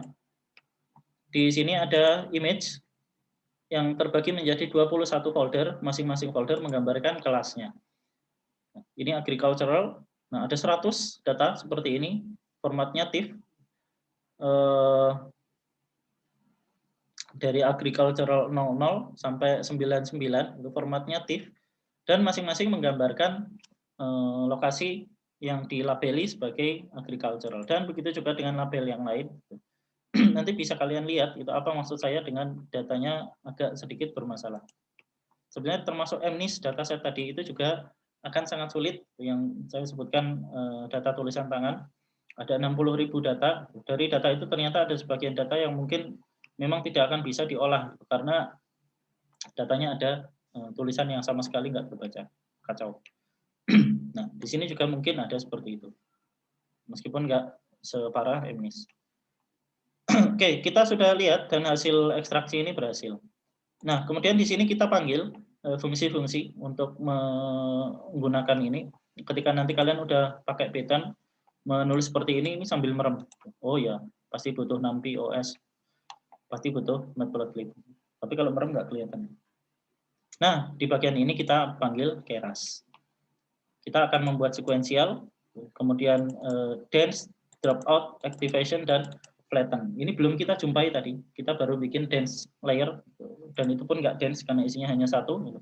Nah, tapi di sini kita akan menggunakan itu. Kemudian kita juga panggil konvolusi 2D dan max pooling yang tadi saya sampaikan. Ya. Kemudian kita coba lihat isi dari folder ini menggunakan Linux. Dia sama dengan menggunakan Python. Kita baca isi dari folder ini seperti apa. Nah, ini isinya. Ini nama foldernya. Dari situ akan kita gunakan untuk membaca citranya. Jadi foto ini kemudian kita masukkan, kita buat sebuah fungsi namanya read.img. Saya ambil ini dari punya orang, tapi saya lupa sumbernya. Nanti saya masukin. Kita baca foldernya. Glob itu adalah fungsi Python, modul Python yang fungsinya untuk mengelis, mengiterasi semua konten dari sebuah file. Jadi kalau masuk ke folder agriculture, maka dia akan ngelis semua isi dari bintang.tif yang ada di situ. 00 sampai ke 99 tadi. Semuanya dibuka satu persatu, karena ini for, ya kan. Kemudian disimpan diekstrak RGB-nya, diambil RGB-nya. Nah, kita ambil 5 data pertama untuk data testing, nanti ketika selesai training kita akan tes. Sisanya, yang 90 sekian, 90 sekian. Kenapa 90 sekian? Karena saya berikan syarat. Di sini shape-nya harus 256, karena tadi ada data yang ukurannya bukan 256. Jadi mungkin enggak 90. Maka kita bagi data, seluruh data ini menjadi 2. Yang pertama adalah data untuk tes, X dan Y, label dan RGB. Yang kedua adalah untuk training, untuk melatih modelnya. Jadi ini yang datanya besar nanti. X train, Y train. Sambil kita jalankan aja ya. Tadi kan udah sampai sini. Oh, ini belum tak jalan.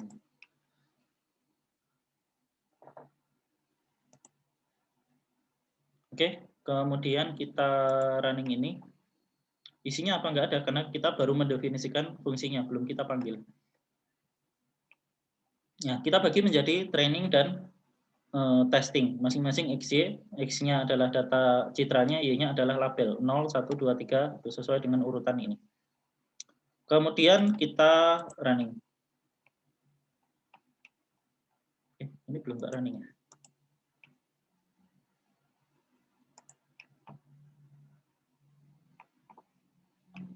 Oke, nah dia sekarang membaca, memang nggak ada yang saya print, jadi keluarannya nggak ada.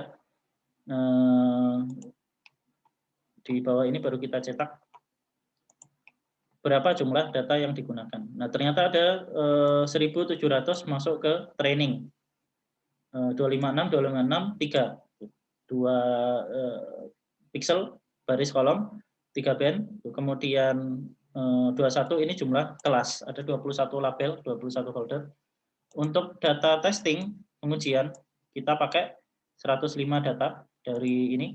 Kemudian sisa dari itu kita pakai untuk testing. Nah, inilah tahap pembangunan model. Nah, disinilah nanti kalian menjadi kreatif. Maksudnya gini, ini ada layer yang kita buat sama seperti tadi, model sama dengan sequential. Coba lihat, saya model.add di sini nggak masalah, kok tadi error ya? Kayaknya karena jumlah inputnya berbeda, karena udah melalui proses dance. Ya, jadi membuat model dari Keras, ini adalah layer pertama. Ini layer kedua.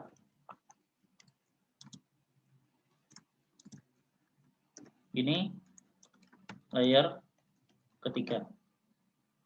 Layer ketiga ini sekaligus layer output, karena di sini ada softmax. Tahu dari mana? Ya, softmax memang digunakan untuk klasifikasi. Ya, kemudian ini layer pertama kita lakukan konvolusi 2 dimensi.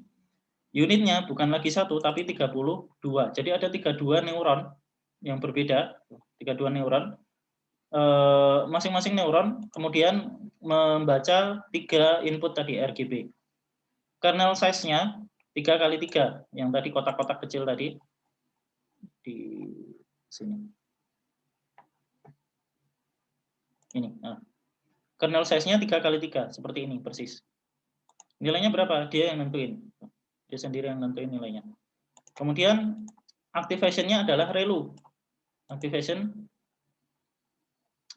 kalau dia kurang dari 0 maka dia akan dianggap 0. Sedangkan kalau enggak, kalau lebih dari 0 misalnya 0,8 maka ya masukkan 0,8 di nilai neuronnya. Input shape-nya adalah ukuran pixel tadi ini. Nah, kemudian setelah itu kita lakukan max polling. Nah, kita lihat tiap layer kita susun sendiri, termasuk sampai ke pooling-nya, sampai ke kernel size-nya. Kemudian ini layer pertama, ini layer kedua. Di sini ada dropout itu untuk mengantisipasi kalau misalnya ada overfitting, meskipun ternyata tetap terjadi ya, di model ini. Kita buat dropout, kemudian flatten. Flatten itu dari pixel, nilai pixel yang bentuknya kotak kita jadikan mendatar. Jadi pixelnya dibariskan satu persatu sampai jadi dimensinya hanya satu. Nah, itu flatten. Maka inputnya di sini inputnya langsung dimasukkan ke dalam dance 128, ke dalam dance layer terakhir, dropout, kemudian kita lakukan aktivasi. Ukurannya tinggal 21 pixel. Nah, ini adalah urutan model yang kita buat di sini. Boleh nggak saya rubah? Sangat boleh. Dan itu adalah salah satu cara, yang tadi yang saya bilang, modelnya itu kita bisa variasikan. Kita bisa variasikan entah ininya, entah kernel size-nya, entah aktivasinya, entah nanti kita tambah satu layer, entah kita tambah layer lain, entah kita tambah konvolusi 3D. Banyak sekali yang bisa kita variasikan dari sini, dan itu yang membuat deep learning ini kemudian nggak cocok kalau kita buatkan GUI. Itu apa yang harus kita, menu yang harus kita ini kan. Sedangkan dengan coding seperti ini kita bisa dapat parameter-parameter, kita atur semuanya gitu, sesuai dengan keinginan kita. Sehingga kalau kalian mau belajar deep learning, ujung-ujungnya kalian harus belajar coding. Meskipun ArcGIS ada GUI-nya, ada antar mukanya, nggak akan banyak. Toh ujung-ujungnya di ArcGIS juga harus diekspor dulu modelnya itu kan, diolah di software lain yaitu di TensorFlow, sama aja. Kemudian dibalikin lagi ke ArcGIS. Nah, kita buat modelnya. Ini baru bikin model ya, baru bikin menyusun modelnya. Ini belum training. Jadi model.add, saya nambah layer. Kenapa saya bisa pisahkan ini layer pertama, kedua, ketiga? Karena masing-masing kita lihat ada diawali dengan konvolusi. Ini layer pertama, kedua ada konvolusi, ketiga dense. Dense seperti yang tadi kan di ini berarti yang terakhir. Nah, ini hidden layer pertama, hidden layer kedua, layer ketiga, ini output. Layer keluaran. Oke, kemudian kita cek arsitekturnya. Model.summary. Nah, disinilah kita dapat arsitektur sebuah model. Pertama ada konvolusi 2 dimensi, ini yang tadi saya sebut arsitektur. Nah, ada konvolusi 2 dimensi, ya kan, sama konvolusi pertama. Kemudian ada max pooling 2 dimensi, ini juga max pooling sama. Ukurannya, parameternya yang pertama ada 896, karena 32 neuron kita pakai untuk membaca 256 kali 256, tapi karena konvolusi berarti berkurang 2 pixel, 254 kali 254. Nah, kita lihat jumlah parameter ini berarti dari weight dan bias. Kemudian turun ke sini, semakin lama semakin banyak parameternya. Sampai terakhir, parameter yang bisa kita training adalah 15 juta. Dengan 4 layer, dan ya kita bisa bilang cukup dangkal, hanya 32, cukup dangkal. 3 layer,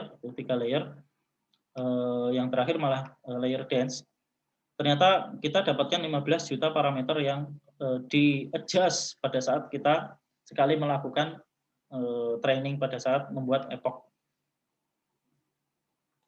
Nah, kita compile. Nah, ini yang tadi saya maksud, selain SGD, stochastic gradient descent, ada optimizer yang lain yang lebih pas yang namanya ADAM. Loss-nya, nah kenapa bukan MSE? Kenapa bukan MSE? Karena kita tidak melakukan regresi. Kalau regresi kita bisa menghitung MSE-nya. Tapi ini bukan regresi. Ini adalah pengkelasan. Tadi kita kelaskan gambar ini masuk apa, ini masuk apa. Jadi yang pas itu sebenarnya model seperti apa, metrik konfusi kalau di PC. Nah itu bisa kita buat loss-nya modelnya kalau di sini categorical cross entropy. Apakah ada yang lain? Banyak. Jadi masing-masing kita harus tahu ketika kita membuat sebuah model deep learning, kita harus tahu fungsi loss apa yang cocok untuk kasus apa. Ya, nggak bisa, wah pokoknya semuanya MSE, ya, ternyata nggak bisa dipakai di sini MSE, karena nggak ada nilai yang diprediksi. Kita memprediksi kelas, bukan nilai. Nah, optimizer-nya ada, metriknya sama seperti tadi. Kita kompilasi. Nah, disinilah kita lakukan training. Saya hapus dulu. Kita lihat model.fit. Yang kita training adalah nilai X train dan Y train. X train tadi apa? Nilai RGB. Ada 1.700 sekian tadi gambar ya, 1.700 gambar. Kemudian Y train ini adalah label yang isinya adalah 21 kelas, 0 sampai 0 sampai 20. 0 sampai 20 nilainya. Ya, ini integer yang tadi ditanyakan Mbak Febri. Kemudian batch size. Apa itu batch size? Batch size ini gini. Data masukan kita, input awal itu ada berapa tadi? 1.700 data. 1.700 data. Itu datanya, data gambarnya. Ya, data gambarnya ini. 1.700 kali 256 kali 256 kalau kita total nilai pixelnya. Kali 3. Jadi ada sangat banyak data input sebenarnya, nilai pixelnya. Nah, batch size ini inputnya itu akan dibagi menjadi yang jumlahnya sekian banyak itu tadi akan dibagi dengan 50 itu sehingga menjadi kelas-kelas yang berbeda pada sekali proses. Jadi sekali jalan ke sini gitu, dia nggak harus satu proses saja, tapi langsung dibagi menjadi satu kali prosesan ini 50 50 50 50 sampai 1.700 kali 256 kali 256 kali 3. Nah, itu. Kemudian epoch. Nah, ini epoch tadi seperti yang tadi kita ulang iterasinya pergi pulang sebanyak 50 kali. Sebenarnya aslinya 100 di sini, tapi saya turunkan karena trainingnya cukup lama. Verbose ini print semua error. Jadi kalau ada error apa dimunculkan. Verbose-nya 1. 0 berarti nggak dimunculkan. Dan kita langsung bandingkan di sini ada model fitting dengan data validasi. Tadi kan kita udah bagi ada data yang untuk training untuk membuat modelnya dan ada data yang untuk menguji akurasinya yaitu X-test dan Y-test. Jadi kita uji dulu dengan data training baru kita bandingkan dengan data tes. X-nya kita masukkan, Y-nya benar apa enggak? Oh ternyata salah. Nah itu nanti akan dimasukkan ke history, kemudian kita bisa modelkan akurasinya. Kita bikin fitting. Epoch pertama. Kalau ada pertanyaan silakan langsung ya. Saya ngomong terus karena kalian nggak nanya. Loss-nya berapa? 4. Akurasinya 0,06. Validasinya 2. Akurasi validasinya adalah 0, kita lihat bagaimana nilai loss turun, akurasi naik, validasinya turun errornya, validasi akurasinya naik.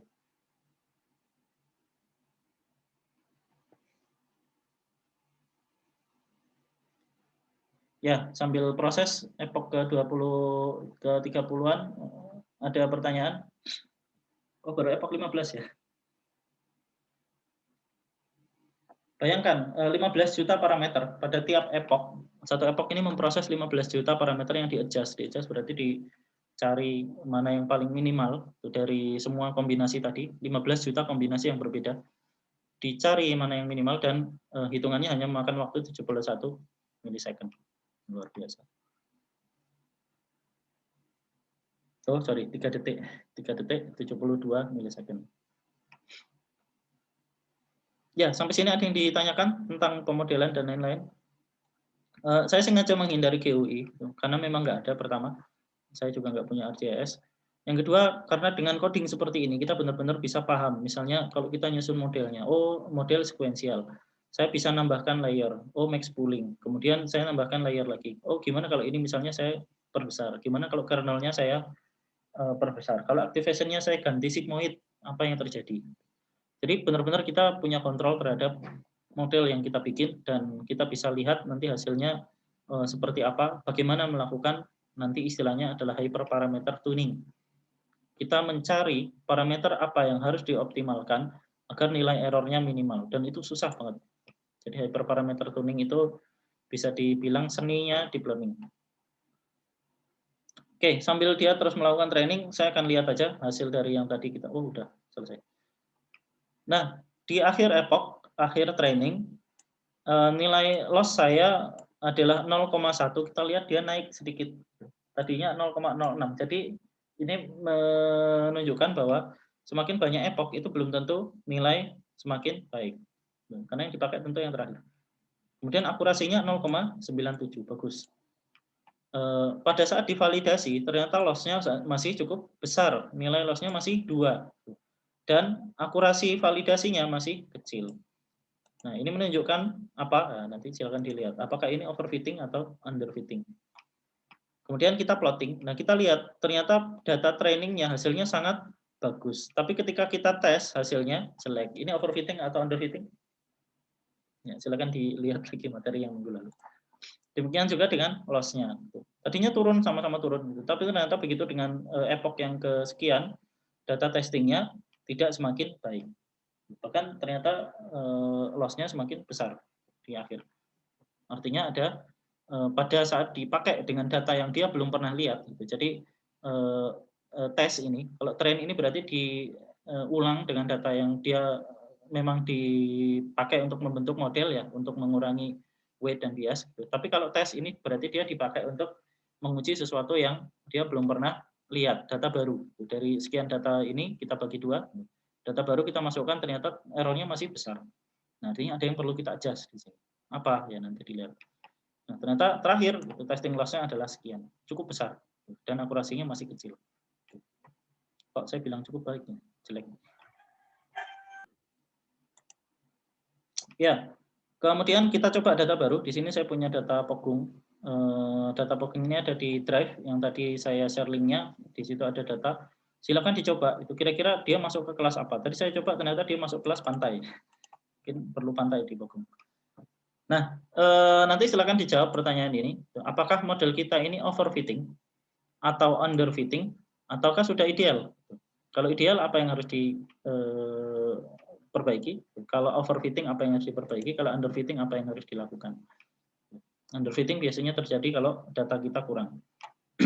Sehingga pada saat training nilainya jelek. Training aja nilainya udah jelek. Apalagi ketika kita gunakan untuk testing. Kalau overfitting itu testingnya udah bagus banget. Wah, hasilnya akurasinya tinggi, 0,9. Tapi begitu dipakai ke data yang dia belum pernah lihat, hasilnya jelek. Artinya dia pede sekali, pede dengan datanya sendiri. Tapi begitu ketemu dengan data baru dia gagal. Nah, itu namanya overfitting. Apa yang menyebabkan overfitting? Silakan dipelajari sendiri, banyak. Apa yang mempengaruhi ketelitian model? Data, masukan, ya kan. Kemudian data parameter apa yang bisa dirubah. Salah satu tips kalau kalian nanti mengolah data remote sensing dengan deep learning, kalian perlu melakukan yang disebut dengan nama ini. Data yang tadi saya sebutkan. Jadi nggak hanya remote sensing sih, semuanya juga. Data augmentation itu misalnya foto tadi itu kalian flip, kalian rotasi, kalian flip, itu kalian rubah atau agak dicerahkan sedikit atau kecerahannya dirubah itu. Kenapa? Agar menambahkan variasi data, augment. Kita tambahkan data yang baru itu sehingga datanya lebih bervariasi. Dia akan belajar lebih banyak dari situ. Ya, kemudian buat model baru. Ini bukan model ya, model baru. Ya, sebuah arsitektur baru dengan melakukan perubahan arsitektur dari yang tadi. Misalnya kalian tambahkan layer baru menggunakan teknik pooling, boleh max pooling, boleh average pooling, gimana perbandingan ketelitiannya. Dan yang terakhir coba lakukan prediksi. Kita lihat model.predict class. Kemudian dia membaca dari kelas nilai kelasnya, ternyata dia masuk kelas apa. Nah, ini untuk yang kedua, waktunya habis saya kira. Dan yang terakhir saya akan sampaikan hanya singkat saja tentang konsep transfer learning. Intinya gini, tadi kita sudah melakukan training kepada data yang kita punya datanya 2000 sekian, kita lakukan training, kita jadi model. Kemudian kita gunakan untuk memprediksi kelas suatu gambar, Pogung tadi yang katanya Pogung ternyata di pantai. Nah, saya pengen melakukan semantic segmentation. Semantic segmentation itu satu problem di deep learning yang terkenal butuh data banyak. Saya nggak punya data banyak, apalagi mau melakukan semantic segmentation. Maka saya pakai data yang sudah ada. Saya pakai data yang sudah ada. Ini model UNet tadi yang saya sampaikan sekilas. Nah, modelnya bukan CNN seperti yang tadi arsitekturnya. Jadi turun gitu kan, resolusinya berkurang sampai 512 pixel, kemudian naik lagi menjadi ukuran semula, menjadi ukuran awal. Nah, ini yang disebut dengan nama UNet karena modelnya kayak huruf U. Ada konvolusi, kemudian ada max pooling, nilai resolusinya berkurang, kemudian ada up convolution, sehingga resolusinya berubah. Nah, kemudian kita dapat nilai pixel untuk kelas untuk tiap nilai pixel, sehingga dapatlah prediksi seperti ini. Nah, tinggal 3 menit. Saya akan pakai modul Keras yang sudah dibuat oleh orang di Vam Gupta, ini nggak tahu siapa. Saya pakai image segmentation Keras yang sudah dibuat oleh dia. Jadi saya install modul ini modul Keras. Jadi Keras itu modulnya TensorFlow. Nah, Keras itu juga punya plugin yang buatan orang. Nah, ini salah satunya untuk keperluan image segmentation. Saya tinggal pakai. Kemudian dia juga sudah menyediakan dataset untuk men-training. Tadi kan transfer learning kita freeze. Kita hentikan datanya pada tahap tertentu, kemudian kita tambah data baru. Nah, data ini saya gunakan untuk mengunduh, saya gunakan untuk men-training layer baru, layer terakhir dari arsitektur yang akan saya bikin. Nah, membuat modelnya cukup seperti ini. From keras.segmentation.model UNet, kita ambil UNet, ambil VGG UNet. VGG UNet ini adalah data yang sudah di-training ke IMAGNet. IMAGNet itu sekumpulan data yang dikumpulkan oleh satu instansi dari apapun sumbernya banyak sekali, yang jumlahnya 14 juta gambar. Bayangkan sebuah model deep learning di-training terhadap 14 juta gambar. Gimana kuatnya? Nah, itu contoh VGG UNet. Ada yang lain yang namanya ResNet yang lebih baik, tetapi saya nggak tunjukkan di sini karena parameternya agak lebih banyak. Nah, jadi untuk menentukan model cukup tentukan jumlah kelasnya. Kita pengen manggil berapa kelas karena kelasnya ini banyak. Kemudian input dan input nilai pixelnya. Ukuran pixelnya nanti berapa. Dan untuk melakukan training cukup masukkan data training yang baru tadi yang baru kita download, anotasinya. Kemudian checkpoint ini hanya untuk melihat nilai path folder yang ada di sini. Nanti kalau misalnya hasilnya apa dikeluarkan di situ. Epochnya 5. Kita lihat dari hasil epoch 5, loss-nya yang awalnya 1 udah berkurang jadi 0,2 padahal cuma 5. Kemudian akurasinya jadi 0,9. Nah, selanjutnya kita lakukan prediksi sama seperti tadi, model.predict segmentation, hasilnya kita simpan ke ini. Nah, udah itu doang.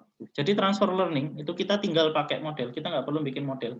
Datanya sudah di training terhadap 14 juta foto loh ya, 14 juta foto yang sekian band itu ditrainingkan ke model VGG UNet, kemudian kita tinggal panggil. Nah, di sini saya coba, ini adalah contoh kalau kita menggunakan data segmentation dari dia. Terakhir data Malioboro, saya coba Malioboro, nah ternyata hasilnya seperti ini. Nggak cukup bagus, karena tadi mungkin datanya juga di training di luar negeri, di Indonesia beda, itu lebih berwarna, dan ternyata hasilnya seperti ini. Nah, apa yang diperbaiki, apakah kita bisa memperbaiki ini? Bisa. Terakhir, saya ingin munculkan arsitektur dari model yang sudah kita panggil. Ups. Yang lain saya matikan dulu.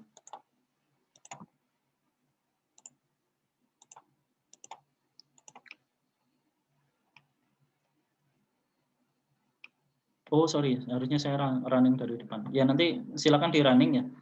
Modelnya belum terdefinisi karena belum saya running dari awal. Nah, silakan dicoba nanti. Kemudian ditampilkan model dan summary. Nanti kita lihat sebenarnya arsitektur model ini sangat besar dari awal sampai akhir. Ini UNet, jadi cukup besar. Padahal kita nggak pakai semuanya. Kita hanya pakai layer terakhir. Oke, ada pertanyaan? Masih semangat belajar deep learning?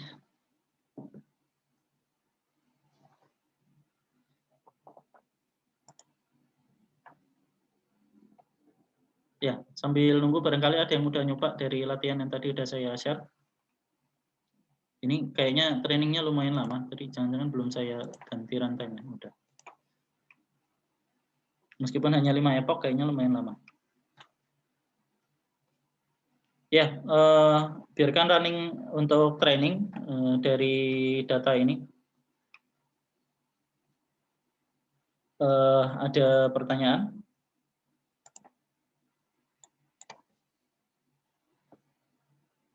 Ini dari satu contoh yang saya berikan sebenarnya udah bisa jadi skripsi. Kayaknya belum ada yang skripsi yang pakai TensorFlow Keras. Nggak tahu Ali kemarin pakai apa ya? Saya lupa. Tata kemarin pakai ArcGIS.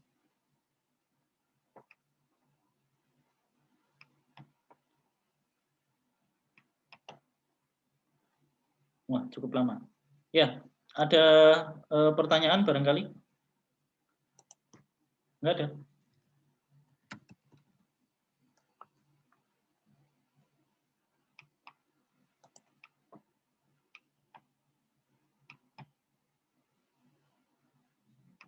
Ya, belum akan muncul karena saya baru melakukan training di sini. Ya, kalau nggak ada pertanyaan, saya kira cukup ya dari penjelasan untuk praktek ini. Sebenarnya banyak sekali contoh yang ada di luar. Nanti silakan dicari di sini. Di rujukan-rujukan ini ada beberapa yang cukup bisa. Ini isinya beberapa praktek dan teori. Kalian bisa coba di situ praktekkan sendiri. Ada yang menggunakan Fast AI, sengaja nggak saya kasih. Yang tadi saya bilang saya lebih suka ini karena lebih mudah. Jadi silakan dicoba Fast AI, kira-kira seperti apa. Ya, saya kira itu ya untuk pelatihan kita, pelatihan dalam tanda kutip di sesi siang hari ini, dan ini juga sekaligus menutup dari saya barangkali selama 3 minggu. Kalau seandainya saya kurang bisa memberikan materi, mohon maaf, dan mudah-mudahan nanti kalian juga tetap semangat untuk mencari materi ini di luar, karena banyak sekali tutorial yang lain. Ya, demikian dari saya cukupkan dan saya kembalikan ke panitia. Baik, terima kasih Pak Dhani atas materi yang telah disampaikan. Nah, saya juga ucapkan kepada Pak Dhani terima kasih atas segala hal yang telah Pak Dhani berikan pada training selama 3 pertemuan ini. Saya sendiri selaku pembawa acara dan mewakili teman-teman panitia mengucapkan terima kasih sekaligus mohon maaf apabila dalam penyelenggaraan workshop dalam 3 pertemuan ini banyak kesalahan, dan saya berharap semoga dengan dilaksanakannya workshop JIS ini memberikan kemanfaatan bagi kita semua. Amin. Saya akhiri. Salam. Wassalamualaikum warahmatullahi wabarakatuh. Waalaikumsalam. Ya, terima kasih. Untuk rekaman dan PowerPoint dan kode nanti akan saya share belakangan ya, saya edit. Oh, baik Pak. Ya, terima kasih. Saya tutupkan. Assalamualaikum warahmatullahi wabarakatuh. Waalaikumsalam warahmatullahi wabarakatuh.